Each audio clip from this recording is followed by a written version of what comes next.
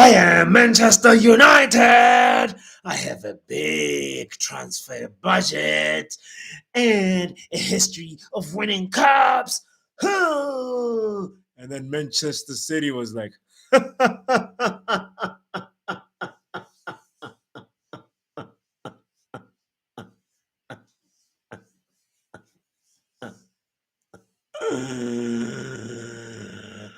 I am Manchester City. I also have a big transfer budget. Step into the Etihad. You about to catch these hands. Referee, please kick us off. And then Manchester United was like, huh, catch these hands, huh? You got a lot of nerves trying to tell me to catch these hands. You know about the Busby babes. You know about the treble. You know about Sir Alex. 5 minutes in, that was Kevin De Bruyne with the cutback cross from Jack Grealish. It's just like out of nowhere with the uppercut. It was just out 5 minutes in, and Manchester United was like, hold on. I know we had just kicked off, but I ain't kicked off yet. And then Manchester United was like, okay, you gonna do it like this, huh? Okay, all right. That's how you want it. Attack me then. Attack me again. I dare you. One more time. Attack. And then City came with the attack, right? And then real quick, on a quick transition, quick counter, Pogba gets the ball. Shoo to Jadon Sancho. Jadon Sancho right, and then Bruno Fernandes with the overlap, and then Cancelo doesn't know who to cover, left or right. Where do I go? And then in that moment, right footed finesse to the left of Edison. Golazo, okay? And then Manchester City is like, that's some blood.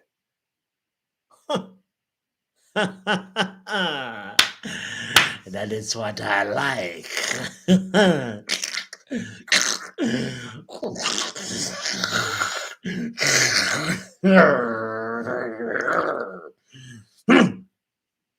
One pass, two pass, three pass, four passes, five passes, six passes, seven passes, eight passes. And then Manchester United is just mesmerized. What? Huh? And then Kevin De Bruyne again. Manchester United is like, and then the referee's like, all right, halftime. All right, let's go for a quick break. We come back from the break, right? Manchester United is like, okay, all right. Remember Ellen Road, we responded when they responded, so we gonna respond. Etihad, Ellen Road, and then they were like, hold on. Right after the referee had started the second half, they're like, where the Glazers at? Where the lasers at? Laces? No, I said Glazers. The laces at? Oh damn! I forgot the laces in the locker room. And then they're like, man, can you relook? Can we try again? And then at that moment, Riyad Mahrez with the volley.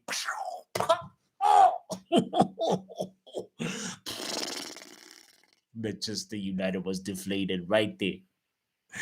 And then next thing you know, Manchester United is deflated, and they're like, the referee, how long is this match again? And then the referee's like, 90 minutes. And he's like, damn, okay, how long is left? They look to the sidelines, looking at Chris and Ralph. How long is left? And then next thing you know, Manchester United just turns around, and then it's fatality. Finish him. Riyad Mahrez pulls out the sniper headshot. And that was David De Gea like this. I felt sorry for him because like 15 seconds before that, David was just injured. He was limping. And then right now he's on the ground because of a ball that hit him on the head because Riyad Mahrez just pulled that headshot. Man, what a game that was.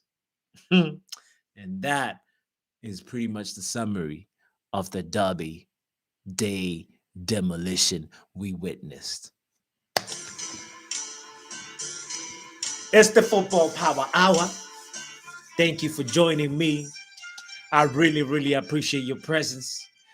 And we are reviewing Manchester United, Manchester City versus Manchester United, a match that occurred at the Etihad. Oh, that match was hard. It was so nerve wracking because it ended being 2 goals apiece for Manchester City. Kevin De Bruyne first and second goal. Riyad Mahrez with the third and fourth goal. Our response was from Jadon Sancho. He's the one that got that 1 goal, but all the flowers go to Manchester City because Manchester is blue. Sucks for me to say, but it is the truth. It was a really uh poor display, especially in the second half. So this time, second half FC does it again, but in the first half, that's when we showed a little fight, a little back and forth. But really, it was a one-sided game. Manchester City gave us a ass whooping, and we're like, uh, Kevin De Bruyne, Kevin De Bruyne, Riyad Mahrez, Riyad Mahrez. Man, it was. Oh. All right. A full strength Manchester City versus a not so full strength Manchester United. That's the context of it. Cavani's groin, Ronaldo's hip. That's what we're missing in that from the Manchester United standpoint. And we know the league standing Manchester City is up there at the top of the league trying to pull up that gap, between Liverpool, trying to open the gap. And then from there, Manchester City is like, you know, top four. Where are you? Is that you that I smell? 'Cause when I smell my armpits, they smell like a mid-table team. And that's what Manchester United is, and that's what Manchester United smell like right now. And in terms of like the managers, obviously we know Pep Guardiola really well. He's been with Manchester City since 2016, February 1st, 2016, I believe. So well over 5 years of technical training over and over and over again. And then Ralph has barely been in 3 months into the job. And then from there, and it was one of them games that hold on 1 second, Stamps. You want to step into the Etihad the way Man United did? Come on, come sit here, buddy. Come sit here. Step into the Etihad. Come on. Come on. Yeah. Sit down, buddy. Come, jump, jump. Yeah. Good boy. Yeah, just yeah, chill out the way Man United did in the second half. They were just like, I'm gonna just watch. That's literally what happened. But before I jumped the gun, it almost felt like the game itself. It was like it started off 1-0 to Man City because the momentum and the vibe and the spirit and energy was all coming from Man City. But anyway, we showed a little, and it was a tactical situation that Manchester City was not prepared for. So what happened pretty much was like if you watch the first 5 minutes of that game, you pretty much get a synopsis of the whole game because in that first 5 minutes, both teams had at least one unforced error. The ball had arrived in both boxes, so you could see it go to the Manchester City box and then go to the Manchester United box, and then like Fred had a little sniff at the goal, and Edison was there to just kind of deny him, and then it was a fight. It was a fight, but Manchester United fell for the same old okey doke. Manchester City takes the ball to the byline, and then there's the cutback cross. How many times? If you just watch a compilation of the Manchester City goals in the last 3-4 seasons, a lot of them. The principle is the same. It's just different players at the end and at the beginning of the move. But it's the cutback cross, tap in goal. So pretty much the instruction is clear. If you have to play Manchester City, one of the main things is you have to watch out for that. Stop the cutback cross. If the cutback cross comes in, make sure you are there to stop the person for the tap in. Two things you got to remember defensively. But all right, We forgot that in the first 5 minutes. It's like that thing where you study all week for a test every day for many hours and you know train and then you forget everything in the first 5 minutes. That's pretty much how that Manchester United versus the derby went. It was such a I have a little theory that like Edison the Manchester United doctors are going to get paid by Edison Cavani a lot later. So we got to make sure we take a good look at them bank accounts, at that Venmo, PayPal, Cash App. We gotta make sure we take a good look at that because Edison has now sold the scheme to Ronaldo. He's like, I know how to get a doctor's excuse. I'll tell you, because Edison trained for the last 3 days, and then match day, you study for 3 days for a test, and then test day comes. Then you're like, I got a groin. I can't make it. Man, Eddie, we're not going to just let it slide like that. Matador. Huh? Liador. Like you can't be also using this growing excuse the same all the time, man. Even Stairs don't believe you. But let's give the flowers out real quick. Kevin De Bruyne, Phil Foden. You have no right to do that to Victor. Victor Lindelof has started more Premier League games than you. He's got more international caps than you. And man, he just flicked the ball over him like that, like he's a youngin. He's in the under 18. Phil is he deserves the flowers for that. Obviously, the homie Riyad Mahrez for that superb finishes,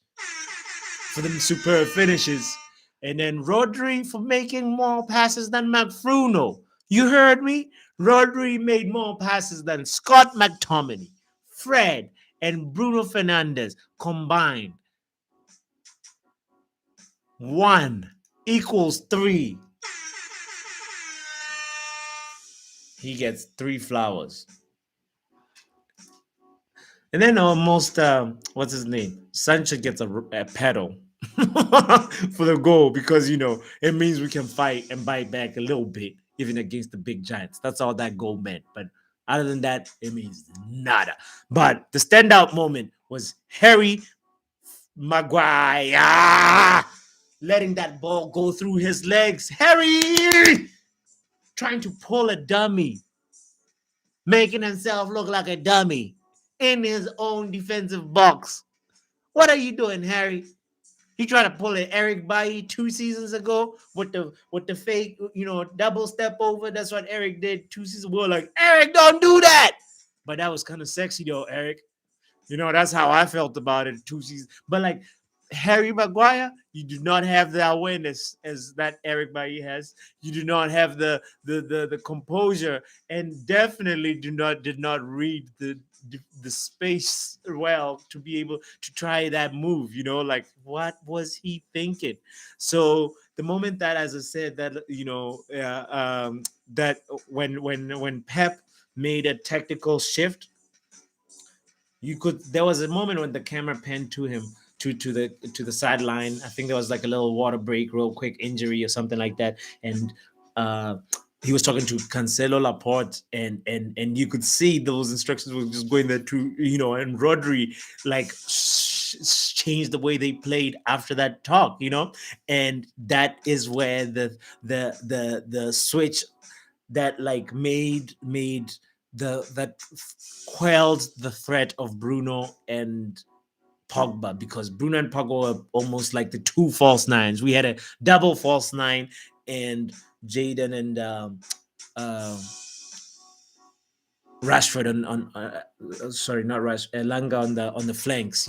So that was a very interesting new Manchester United configuration that we haven't seen in the recent Manchester United memory, and having those two midfield players in the central attacking positions. So I hope we get to see that system again in the future, and we get to practice it and probably execute it a little later, maybe in the semifinals if we make it to the semis. I don't know. I'm just dreaming. But anyway, so the main thing is that like we have to figure out what's up with that groin. We have to figure out what's up with that hip, Ronaldo. We gotta figure out because you know it's unfortunate that Cavani's groin has been bothering him this much. And I just want to just say that if the doctors are getting bribed, we are launching an investigation. And it starts from the Football Power Hour right here. All right, we gonna move on to the next part of the show called Troll Time. Obviously, my favorite show, and a favorite part of the show. And I just want to just say it just goes straight like this. Troll Time award goes to Eric Ramsey. Eric Ramsey is the biggest hustler since hustling been hustling. He's a bigger hustler than Mike Phelan. If you think Mike Phelan having an easy job, Eric, I'm wondering, are the set piece sessions happening on Zoom? Because, fam, it looks like he's having set piece sessions on Zoom with the menu players. It's just so funny. Like, what is going on? Where's the? He reminds me of the weatherman because the weatherman doesn't need to be right. He just gotta. He knows his job is guaranteed. He just gotta be there on time. You gotta be there and be professional. And follow all the work ethics, and then you'll get paid. But our set piece coach, we gotta restructure that salary and pay you on commission. We gotta figure out how to really turn things around because man, you are doing wonders and still getting paid. And I wonder how we got that. We It's not a secret. We don't score corners.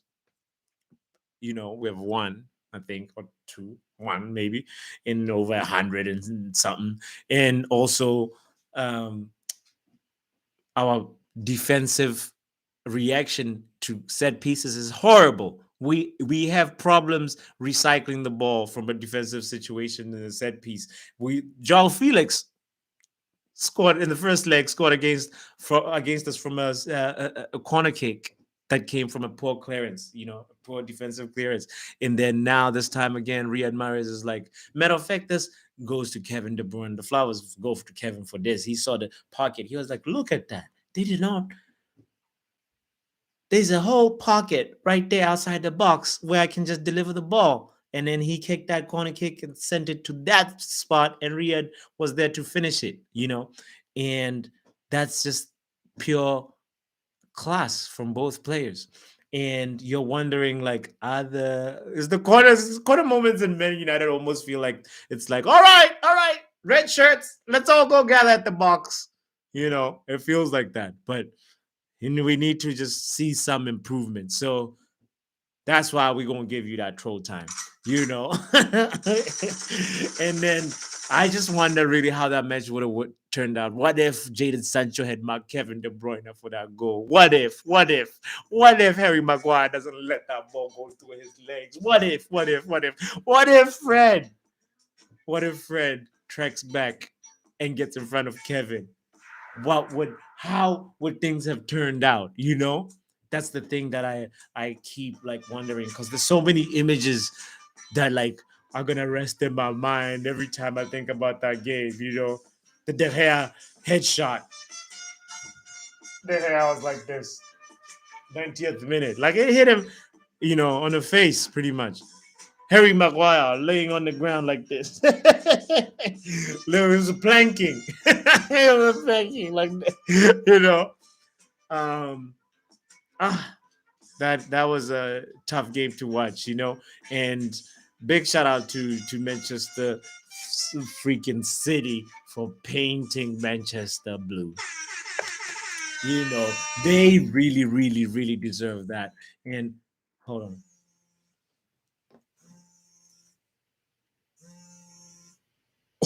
Oh, you wouldn't guess who's calling me.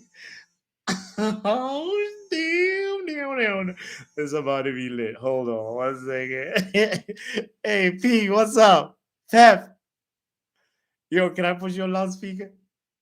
Hold on. Hey, Pep, man, how you doing? It's so good to have you. I just want to say congratulations on that Derby Day demolition. You probably have been busy with lots of people congratulating you and stuff, but man, congratulations. How was your day, my man?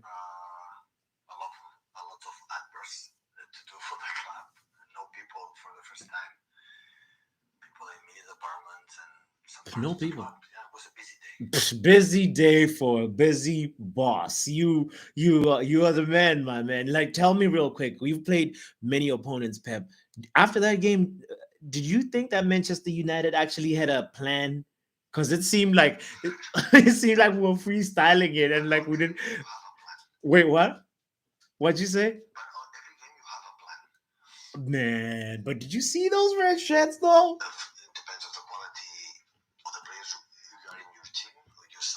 Quality. Yeah. Hmm.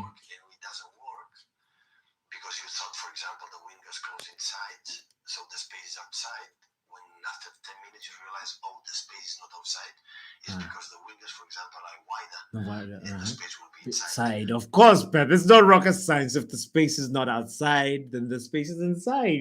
And if the space is not inside, then it's outside. This was such a ridiculous example to use. Like, what is basic like knowledge? Like, yeah. Of course, Pep. Like I know the Manchester City pattern. It's like the ball goes to the byline, and then it comes back, right? It's for a tap in. No, but don't say but. Hold on, but you get what I mean. It's like a very clear pattern that you have, and I applaud you for it, and I love it. It actually made me think, man, I just miss the Norwegian. Like you showed the Godfather of the Gegen press that hey, I've won 3 Premier Leagues in the last 4 years. Sit down.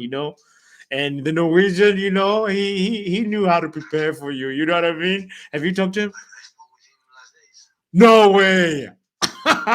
Tell him Football Power Hour misses him, his big game prep, and his positivity, man. Because this club has been. Anyway, today I want to just talk about Kevin De Bruyne, King Kevin, man. For me, he's ready for the Ballon d'Or.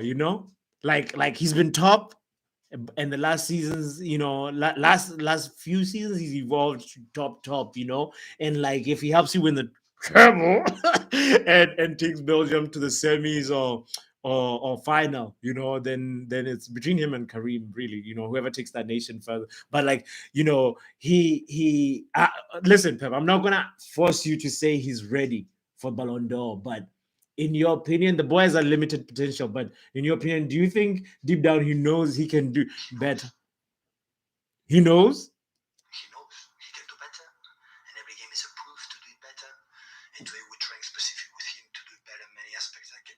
Okay. Wow.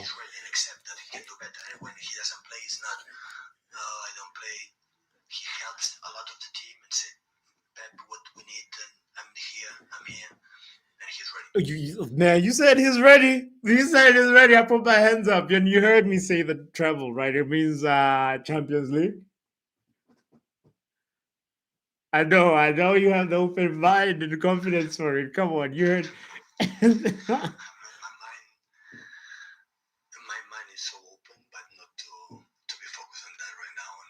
Really? What are you focused on? United.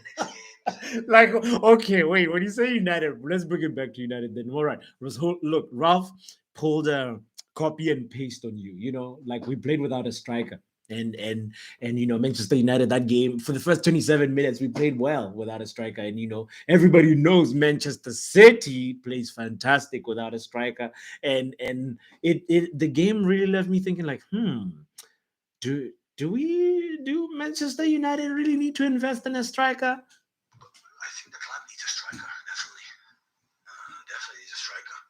I'm sorry. Maybe I'm wrong, Hmm. but I'm not agree with you. You say About play what? fantastic well without the striker because we are winning. We are not winning. I want to tell you we need a striker. I'm naive.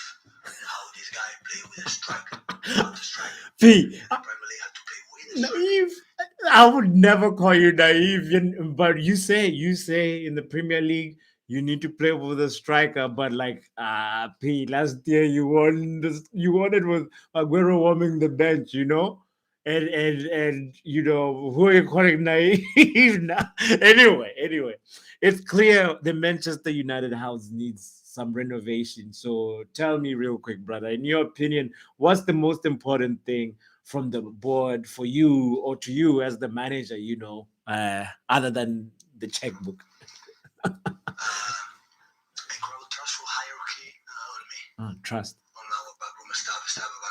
Okay. It doesn't matter the bad situations. Hmm. We're going to work together again and again and again. Man, This is the most important thing. yeah, man, it's clear they trust you, and that trust from the board trickles down from you to the players, and the whole city organization is a well-oiled machine.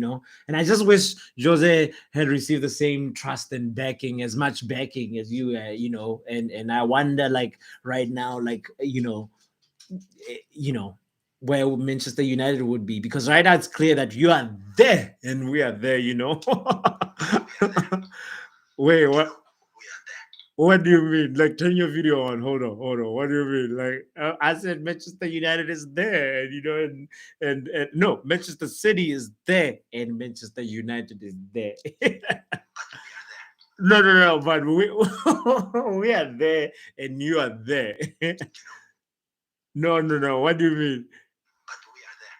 No, fam, but we are there and you are there. We are there. No, you are. Okay, let's agree to disagree. Okay.